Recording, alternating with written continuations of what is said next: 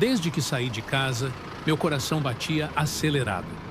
Escolhi minha melhor camisa social, aquela azul marinho que só usava em momentos especiais. Ajustei o cabelo diante do espelho como um adolescente prestes a encontrar seu primeiro amor. Fiz a reserva para 8 pessoas no restaurante mais requintado do centro da cidade. Aquela noite seria minha. Meu aniversário de 35 anos. Pela primeira vez, eu escolheria como comemorar. Não era apenas sobre envelhecer. Era sobre iniciar um novo ciclo. Romper com o papel de filho sempre disponível, do irmão prestativo, daquele que carrega os problemas alheios, enquanto esconde os próprios atrás de um sorriso apagado. Eu queria algo diferente naquele ano. Por isso, disse não às demandas que sempre aceitei. Não paguei as férias da família. Pela primeira vez em muito tempo, impus um limite. Mas, apesar da recusa ainda pairar no ar, quis acreditar que eles viriam. Que o ressentimento seria passageiro. Que o amor que alegavam sentir por mim superaria um não. Então, eu esperei. O restaurante estava cheio. Risos se misturavam às taças brindando. Casais trocavam olhares apaixonados. Grupos celebravam ao redor de mesas fartas. E eu estava ali, na ponta de uma mesa vazia, cercado por cadeiras desocupadas. A garçonete veio 3 vezes perguntar se meus convidados estavam a caminho. Sorri, desconcertado, dizendo que sim. Mas o tempo passava. 1 hora. 1h30. Pedi uma taça de vinho. Nem queria beber, só precisava de algo para segurar. Algo que distraísse os olhos curiosos ao redor. Sentia-me um idiota, alguém que preparou um banquete para fantasmas. Na segunda taça, meu celular vibrou. Meus dedos tremeram, não sei se de ansiedade ou esperança. Talvez os dois. Toquei na tela e li. Isso é para você aprender uma lição. Quem sabe, da próxima vez, obedece. As palavras cortaram mais fundo do que eu imaginava. A mensagem era fria, cruel. Pisquei, esperando acordar de um pesadelo mal escrito. Mas era real. Reli o texto 2 vezes, na ilusão de que as palavras mudariam.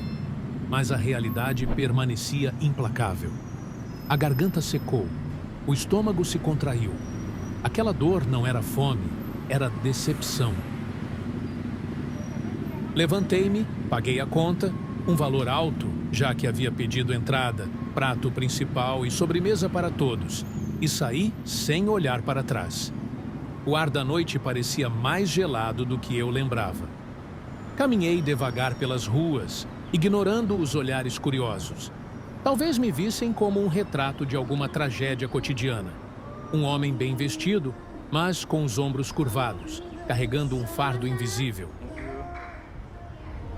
Cheguei em casa e me joguei no sofá. Apaguei as luzes. Apenas a iluminação do poste do lado de fora se infiltrava pela janela, desenhando sombras no chão. O silêncio era espesso, sufocante, mas dentro de mim ele gritava. Eles não vieram. Eles sabiam. Eles planejaram. Sempre soube que minha família era difícil. Meu pai, autoritário e manipulador. Minha mãe, omissa, mas cruel quando queria. Meus irmãos, acostumados a me ver como um banco ambulante. Para eles, eu era apenas o bem-sucedido, aquele que teve sorte na vida. Como se tudo o que conquistei tivesse caído do céu e não fosse fruto de noites insones e sacrifícios silenciosos. Mas isso foi diferente. Foi uma armadilha, uma humilhação calculada, um recado frio. Se eu não servisse, então não era amado. E isso eu não podia mais aceitar. Na penumbra da sala, com o gosto amargo do abandono na boca, tomei uma decisão. Eles quiseram me ensinar uma lição. Agora aprenderiam. Minha vingança começou ali, no escuro. No vazio da noite, que deveria ter sido de celebração, eles me fizeram chorar. Agora era minha vez de garantir que se lembrassem, até o fim de suas vidas, do erro que cometeram. Na manhã seguinte, o sol surgiu como se nada tivesse acontecido. Os raios atravessavam as frestas da janela, iluminavam os móveis da sala e aqueciam o chão. Ainda assim, tudo ao meu redor parecia frio. Eu não preguei os olhos a noite inteira. Fiquei deitado, encarando o teto, ouvindo o tic-tac insistente do relógio, revivendo cada detalhe da noite anterior como um tormento interminável. O restaurante, as cadeiras vazias, a mensagem, a gargalhada que imaginei estampada nos rostos deles ao saberem que me deixaram para trás. Não era apenas tristeza, era humilhação, uma ferida aberta que o tempo não seria capaz de curar. E eu sabia, se fingisse que nada aconteceu, da próxima vez seria ainda pior. Porque era isso que eles faziam. Testavam meus limites, brincavam comigo como se eu fosse um fantoche maleável, sempre pronto para perdoar, para ceder. Mas não desta vez. Levantei-me do sofá com calma, caminhei até o banheiro e encarei meu próprio reflexo. Meus olhos estavam fundos, minha expressão endurecida. Eu parecia outra pessoa, alguém que não aceitaria mais ser pisado por aqueles que deveriam me proteger, ou ao menos respeitar. Lavei o rosto com água fria, respirei fundo e pensei, com absoluta certeza, chega. Sentei-me diante do computador e comecei a listar mentalmente tudo o que fiz por eles ao longo dos anos. Os empréstimos que nunca foram pagos, as contas que assumi, os sonhos que abandonei para ajudar, o carro que comprei para minha irmã, mesmo sabendo que ela jamais demonstraria gratidão. Eles nunca me enxergaram como família. Para eles, eu era um recurso, uma fonte inesgotável de ajuda. Não um irmão, não um filho, apenas alguém para resolver seus problemas. E a mensagem que recebi deixava isso mais claro do que nunca. Se você não faz o que mandamos, você não merece nem a nossa presença. Foi nesse instante que compreendi. Eu não fazia parte de uma família.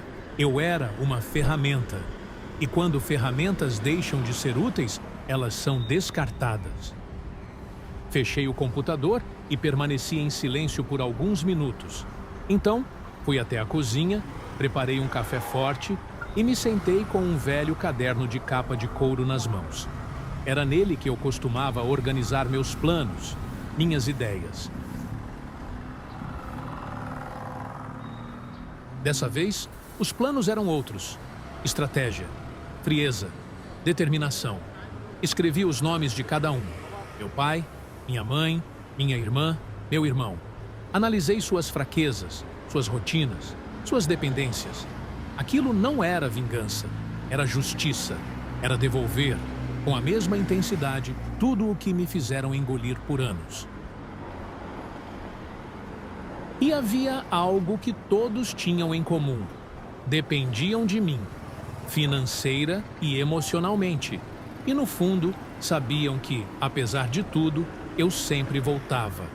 Sempre estendia a mão.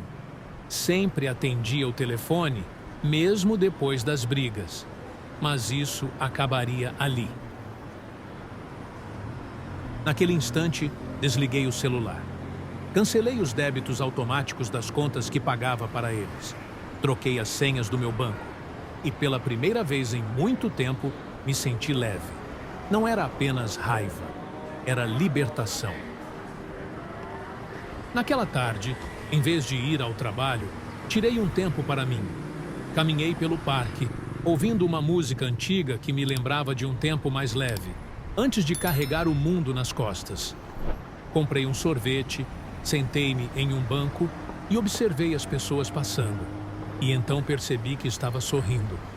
Não pelo sorvete, mas pelo que eu estava prestes a fazer. Minha vingança não seria feita de gritos nem de impulsividade. Seria silenciosa, calculada, e começaria pelo que mais os afetava: o corte do suprimento, a falta de conveniência, o desaparecimento do irmão que resolvia, do filho que pagava. Eu queria ver quanto tempo levariam para notar que haviam perdido o único que os mantinha de pé. Ao voltar para casa, havia 5 chamadas perdidas, uma de cada. Nenhuma trazia um pedido de desculpas, apenas mensagens curtas e frias, cobrando respostas. Todas carregavam o mesmo tom arrogante.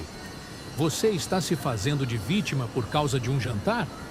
Não, eu não estava me fazendo de vítima. Eles é que ainda não sabiam o que era se sentir abandonado, mas estavam prestes a descobrir. Na manhã de terça-feira, ao sair para o trabalho, senti que as engrenagens já haviam começado a se mover. Era como soltar as correntes depois de uma vida inteira acorrentado. Cada passo era mais leve, mais firme, mais consciente. Eu não devia mais nada a ninguém. Pela primeira vez, respirava sem o peso das expectativas alheias. Na hora do almoço, fui até o escritório onde trabalhava com tecnologia. Meu emprego sempre foi minha válvula de escape.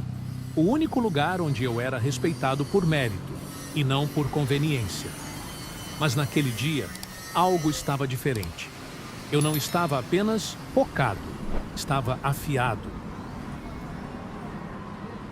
Enquanto revisava contratos e alinhava tarefas, meu celular vibrava sem parar. Minha mãe ligou, depois minha irmã, depois meu pai. Todos no intervalo de 15 minutos. Não atendi. Apenas observei o aparelho sobre a mesa, vibrando como uma criatura inquieta, implorando por atenção. Deixei que morresse no silêncio. À noite, ao chegar em casa, revisei as mensagens. O tom já não era de cobrança. Agora, transbordava inquietação. Frases truncadas, desesperadas. Você pode pelo menos nos responder? Tá fazendo drama por quê? Precisamos falar com você. Sorri sozinho. Eles estavam começando a sentir o que mais temiam: minha ausência. Nos dias seguintes, deixei que o silêncio crescesse. Suspendi os pagamentos automáticos das contas de luz e internet da casa dos meus pais. O cartão da minha irmã venceu. O seguro do carro do meu irmão não foi renovado. Um a um, os pilares invisíveis que eu sustentava começaram a ruir. Meu irmão foi o primeiro a estourar. Mandou uma mensagem carregada de ódio. Meu carro foi guinchado porque você não renovou o seguro. Você tem que resolver isso. Eu não tenho dinheiro agora. Eu apenas visualizei e deixei no vácuo. No mesmo dia, minha irmã apareceu na portaria do meu prédio. Pediu ao porteiro para subir, mas eu já havia deixado ordens claras. Ninguém da minha família tinha permissão para entrar. Pelo interfone, vi sua expressão mudar quando foi barrada. Ligou para mim. Pela primeira vez na vida, deixei o telefone tocar até cair na caixa postal. Minutos depois, recebi um áudio. A voz dela tremia. Você está mesmo fazendo isso com a sua família? Acha que vai se dar bem virando as costas para a gente? Acha que vai viver em paz? Você vai acabar sozinho. E quando isso acontecer, não espere que a gente esteja aqui. Não respondi. Não porque as palavras dela não doeram.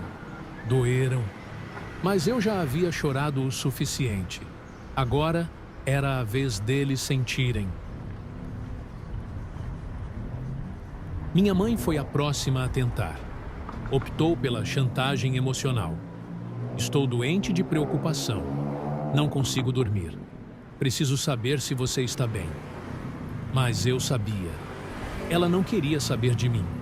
Ela queria saber da estabilidade que eu proporcionava, do conforto que minha ajuda garantia.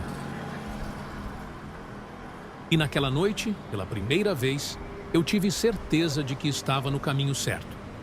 Cortar os laços era mais difícil do que parecia.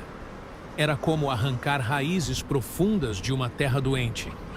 Doía, machucava, mas era necessário. Se eu não fizesse isso agora, passaria o resto da vida definindo meu valor pelo que eu podia entregar aos outros. Na sexta-feira, uma amiga da família me ligou. Eles estão desesperados.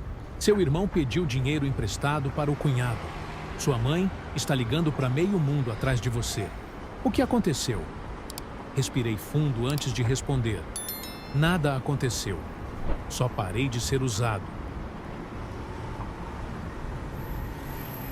Houve um silêncio do outro lado da linha. Um daqueles silêncios que gritam. Então, ela disse apenas: "Bom, espero que você saiba o que está fazendo." Ah, eu sabia. Naquela semana, dei o próximo passo.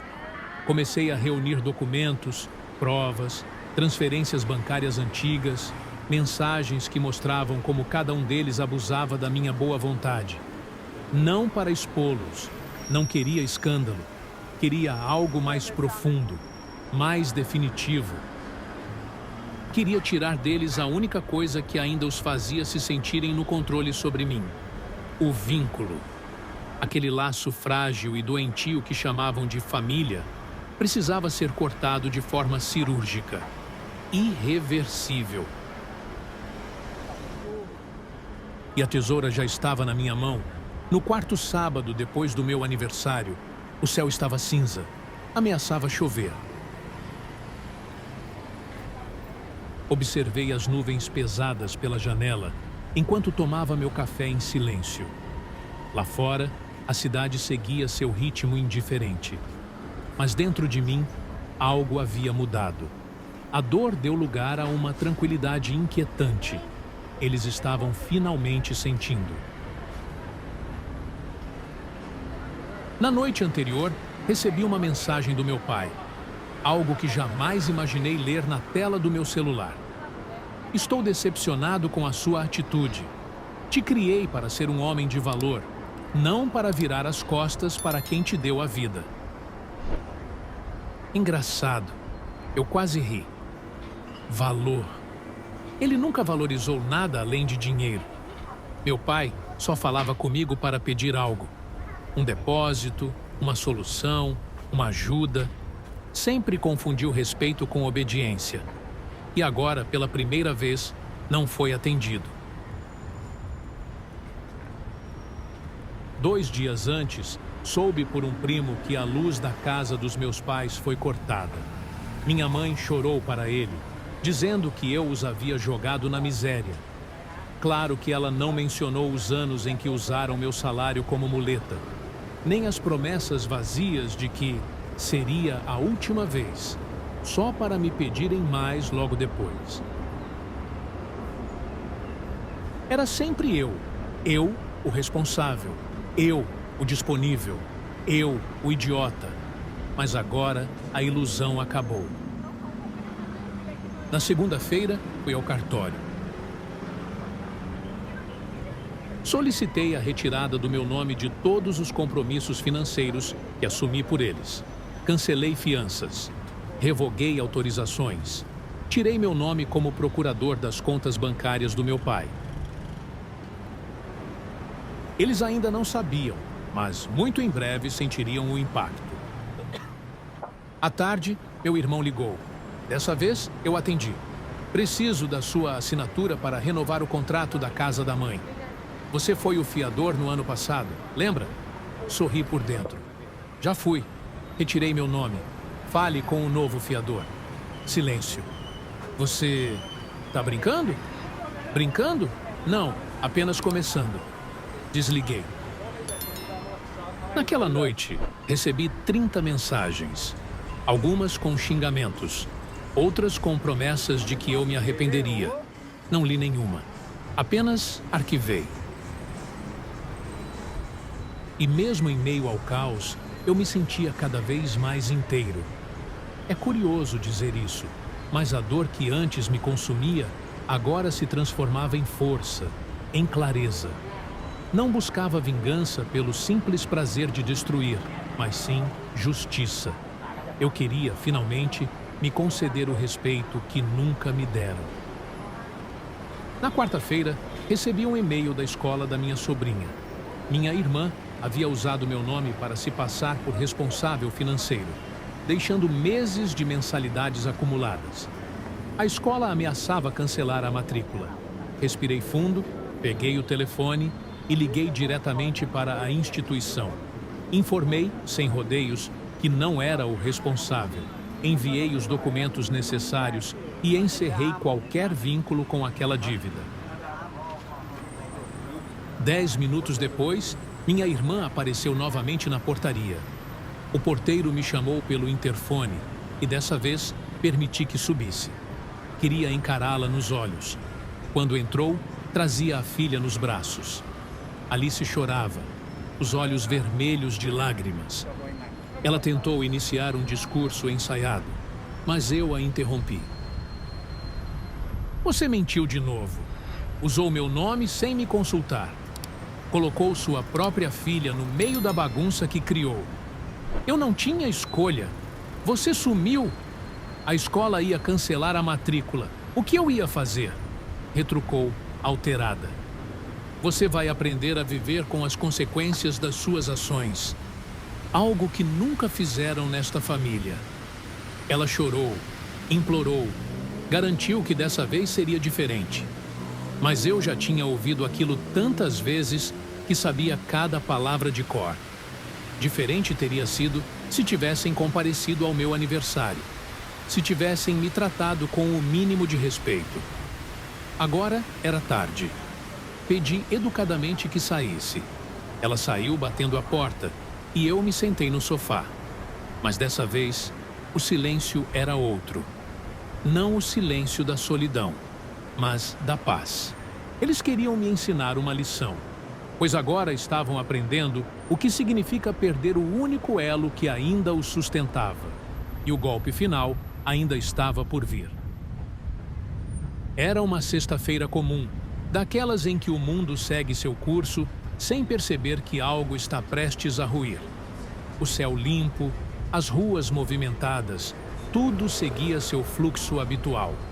Mas dentro de mim, um furacão se formava, pronto para varrer os últimos resquícios daquilo que ousaram chamar de família. Na semana anterior, eu finalizei cada detalhe com precisão, nenhuma ponta solta. Tudo feito dentro da lei, com provas, registros, documentos. Não deixaria espaço para dúvidas ou para que se colocassem como vítimas. Aquela seria a última página de uma história que começou com abandono e terminaria com justiça.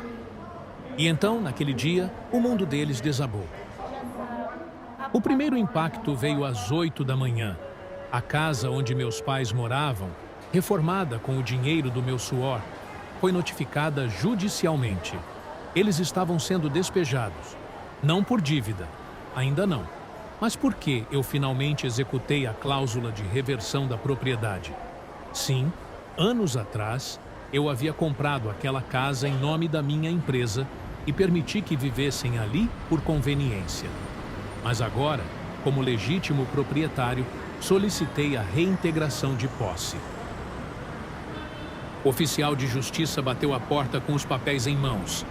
Minha mãe desmaiou. Meu pai permaneceu em choque, tentando compreender como aquilo era possível. Então, com voz firme, o oficial leu em voz alta. Por decisão do proprietário legal, a residência deve ser desocupada em até 15 dias. Eles estavam sem chão, literalmente. Enquanto isso, meu irmão, o mesmo que debochou de mim quando me recusei a pagar suas férias, teve o carro apreendido. Não diretamente por minha causa, mas porque denunciei a fraude na concessionária. Ele havia falsificado minha assinatura para me colocar como fiador. Agora, além da dívida, responderia judicialmente por crime. A ligação dele veio carregada de raiva. Você me denunciou? Você enlouqueceu? Você destruiu minha vida. Não, Só devolvi sua vida para você. Agora, lide com ela. Boa sorte. E desliguei, sem hesitar.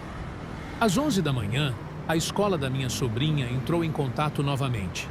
Não para cobrar, mas para informar que a matrícula estava suspensa por falta de pagamento. Minha irmã entrou em desespero.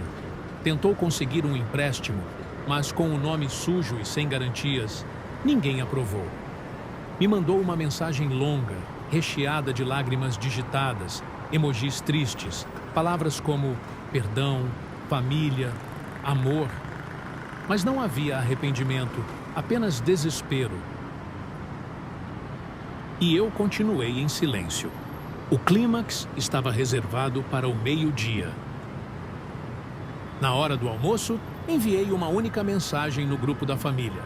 Aquele mesmo grupo que, nos últimos meses, só havia servido para me criticar, me exigir, me ridicularizar. Escrevi: vocês me deixaram sozinho em uma mesa com 8 cadeiras vazias. Riram de mim, me humilharam, me chamaram de ingrato por não bancar os caprichos de vocês. Pois saibam, foi naquele dia que me perderam. E hoje, vocês colhem o que plantaram. Eu não sou mais o filho, o irmão, o tolo útil de sempre. Eu sou a ferida que vocês abriram. E agora, ela sangra em vocês. Adeus. Saí do grupo. Bloqueei todos. Apaguei cada número. E naquele instante, como se o próprio universo quisesse selar aquele momento, a chuva começou a cair lá fora. Forte, barulhenta, como se lavasse o mundo. Mas eu não chorei. Não dessa vez. Dessa vez, me levantei. Olhei no espelho. E pela primeira vez, vi um homem livre. Sem culpa. Sem dor. Apenas alívio. Força. Dignidade. Eles queriam me ver de joelhos. Mas, sem perceber, me fizeram levantar. Fizeram de mim um monstro, quando tudo o que eu queria era ser amado.